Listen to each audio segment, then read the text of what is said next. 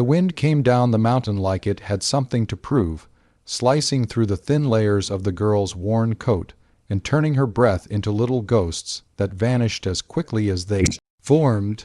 She sat on the edge of the wooden walkway outside a closed general store, her boots too thin for the cold, her fingers curled into her sleeves as if she could hold on to what little warmth she had left. People passed her without looking. They always did. A few tossed coins into the tin cup beside her, not out of kindness so much as habit, like brushing dust off their sleeves. She didn't bother thanking them anymore. Gratitude required energy, and energy was a luxury she couldn't afford. Her name was Leila, though she hadn't heard anyone say it in months. She had learned how to become invisible. It wasn't hard, really. All it took was silence, stillness, and the understanding that the world didn't owe you anything, not even a glance. That was why she noticed him immediately. He didn't walk like the others. There was no hurry in his step, no avoidance in his gaze. He moved like the mountain itself, steady, unbothered, as if time bent slightly to accommodate him. His boots were heavy, leaving prints in the thin layer of snow, and his coat looked like it had been stitched together from weather and patience. When he stopped in front of her, she didn't look up right away.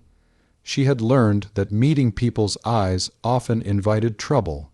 Instead, she waited, counting her breaths, pretending he was just another passer-by who would move on.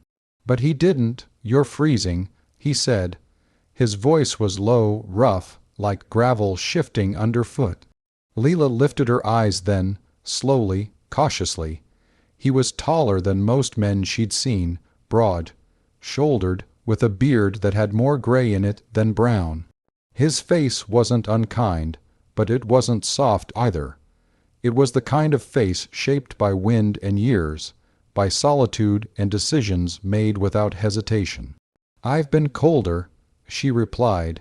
It wasn't entirely true, but it sounded strong, and strength was a shield she wore even when it didn't fit.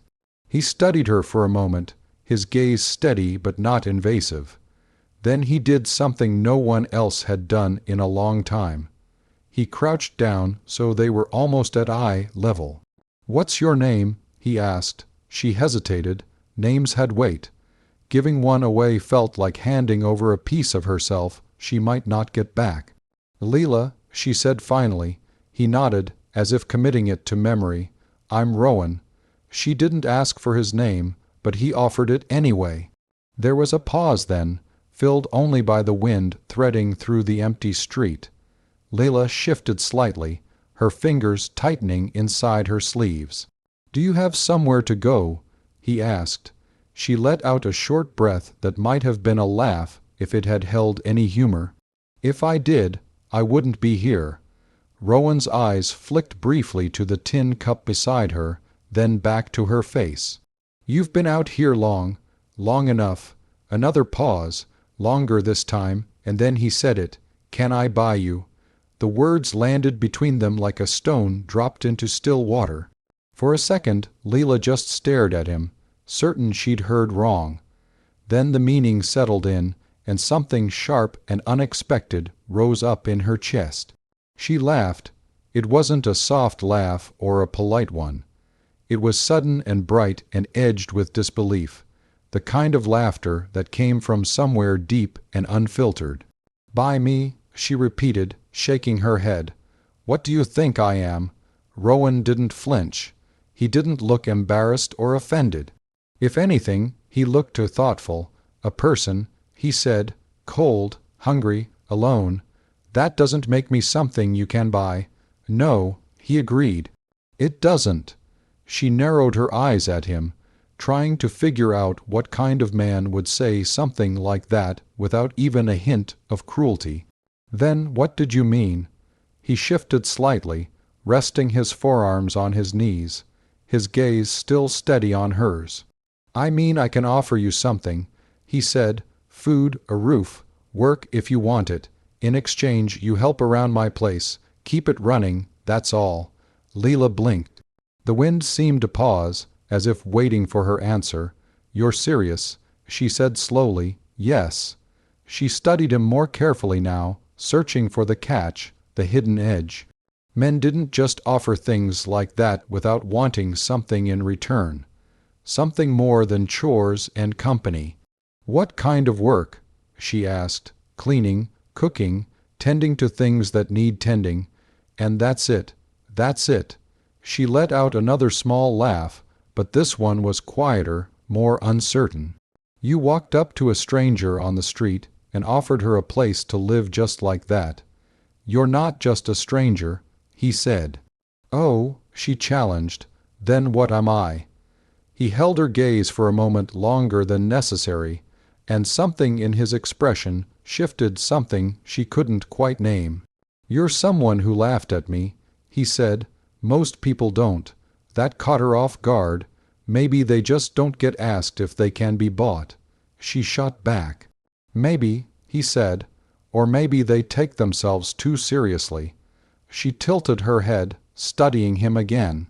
There was something strange about him, not dangerous, not exactly, but different. He didn't carry the same weight of expectation that other men did. He wasn't trying to impress her or intimidate her. He was simply there. And for the first time in a long while, someone was looking at her as if she existed beyond the role she'd been forced into. "What's the catch?" she asked. "No catch.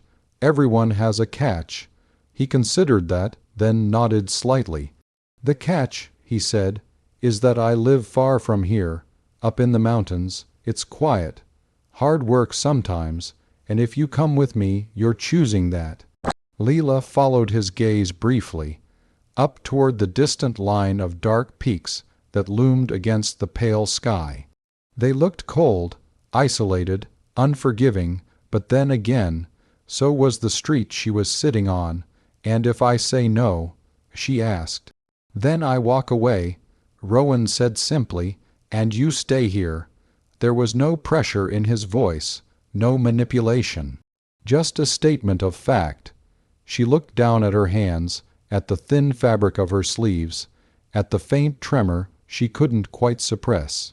She thought about another night on the wooden walkway, about the way the cold crept deeper into her bones with each passing hour. Then she looked back at him.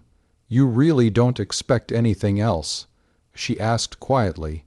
His brow furrowed slightly, as if the question didn't quite make sense to him. "I expect you to work," he said, "and to stay if you choose to stay. That's all."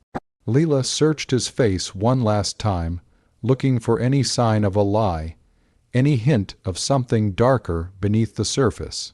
She didn't find it. What she found instead was something far more unsettling. Honesty.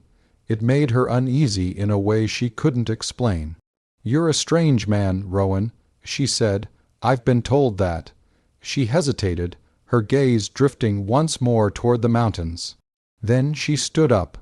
Her legs protested the sudden movement, stiff from the cold and the hours of stillness, but she ignored it.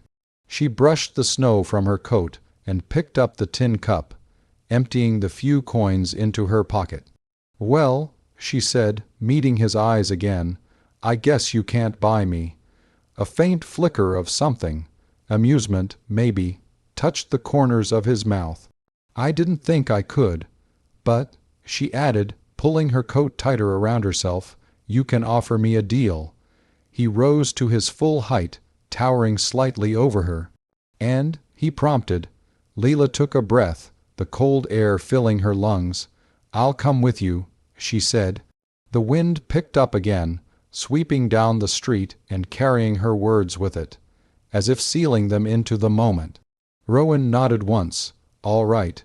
He turned then, not waiting for her to second, guess herself, and began walking toward the edge of town. For a second Leela didn't move. Then she looked back at the spot she'd been sitting in, at the empty walkway, the closed store, the life she was leaving behind. It didn't look like much. It never had. So she turned and followed him. The mountain waited. And neither of them knew, not yet, that the simple question he had asked the one she had laughed at would change them both in ways they would never fully recover from.